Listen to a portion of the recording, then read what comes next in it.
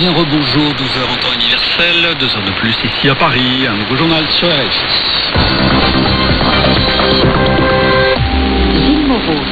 Dans l'actualité, une rencontre au sommet à la frontière entre les deux Corées. Donald Trump et Kim Jong-un se sont retrouvés ce matin dans la zone démilitarisée qui sert de frontière. Un sommet riche en symboles et dominé par cette image forte. Donald Trump a foulé le sol de la Corée du Nord, une première pour un président américain. C'est aujourd'hui l'anniversaire de l'indépendance de la RDC. Pas de défilé militaire ni de commémoration particulière, alors que des heurts ont éclaté à Goma et que la police quadrille la capitale Kinshasa.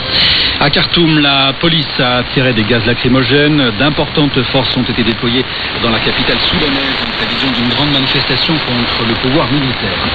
Les nominations qui devaient suivre les dernières élections européennes se font toujours attendre. Les dirigeants des 28 se retrouvent tout à l'heure à Bruxelles pour tenter de se mettre d'accord. Les images ont depuis ce matin fait le tour du monde.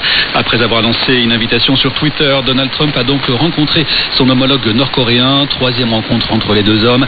Ils se sont trouvés cette fois dans la zone démilitarisée située entre les deux Corées.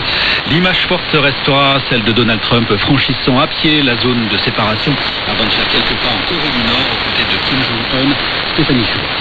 Donald Trump a franchi à pied la limite qui marque la séparation entre les deux Corées, accompagné par Kim Jong-un.